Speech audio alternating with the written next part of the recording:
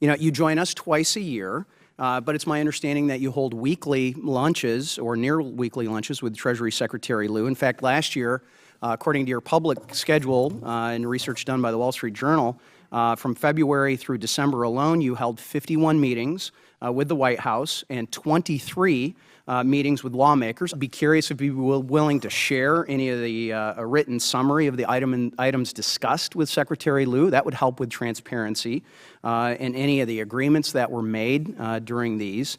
And if not, I guess I just really want to discuss the Fed's independence. Is it being unduly influenced by the executive branch? So the Federal Reserve is independent.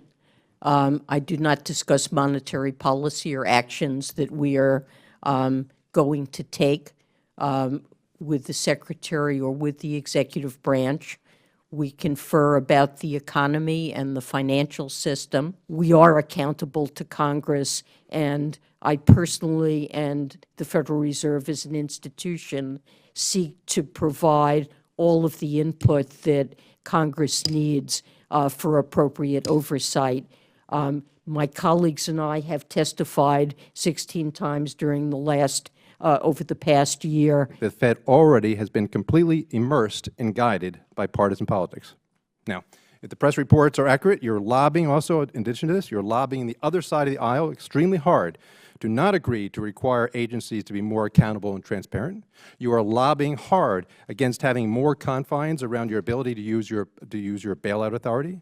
You are lobbying hard against being required to do more economic analysis of your rulemaking.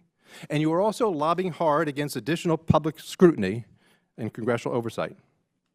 When one thinks about it, I'm not sure who is lobbying more, you or the banks that you oversee. As far as meeting with outside liberal organizations, I wonder whether you can agree today that you will meet with folks from the other side on this spectrum and meet with some of them who have a different view on this.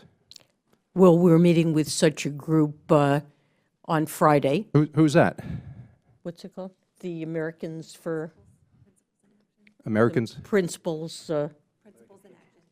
Principles in Action. I appreciate your willingness to do that. And I'm sorry, we meet with a wide range of groups. I think it is a complete mischaracterization of our meeting schedules, and my meetings are entirely public. The chairman of the subcommittee asked, would you make available the transcripts or summary of those meetings that you have?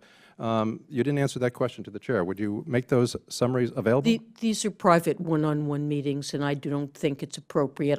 If I had breakfast with you, I would not make a transcript of what we discussed over breakfast. When you're discussing available. monetary and regulatory policy with the Secretary of Treasury, a political appointee, is a private matter? Okay. We have a common interest and responsibility for the economy, and I think it's entirely appropriate that we confer on what we see happening. Was there one party that was pushing the idea of income inequality over the other party in the last election? I believe that it is a problem that no, that's everyone in this room Yellen, Chair Yellen. should be concerned about. I agree, but was one party pushing that idea over the other party? I've heard politicians on both sides of the aisle lament rising income inequality and the plight of middle-class Americans. You're not willing to tell us the answer to that very simple question. And you want to tell us, I'm not getting involved in politics. But then again, 2 weeks before an election, you're making political statements that are consistent with the Democrat Party. I am not making political statements. That I am discussing a significant problem that faces America. And I would welcome the fact that if you're talking about quantitative easing and how that's increased revenue at the top, if you're talking about rules and regulations that keep the little guy from competing with the big guy. And so I hear you taking a Democrat line as opposed to, look at what's happened in the last 6 years. It's gotten worse with liberal progressive policies. It hasn't gotten better. And maybe it's the liberal progressive policy that is the problem, not the answer. Maybe free markets and free enterprise are the answer to the problems of income inequality. I didn't offer any policy recommendations whatsoever in that speech. But you offered a political backup.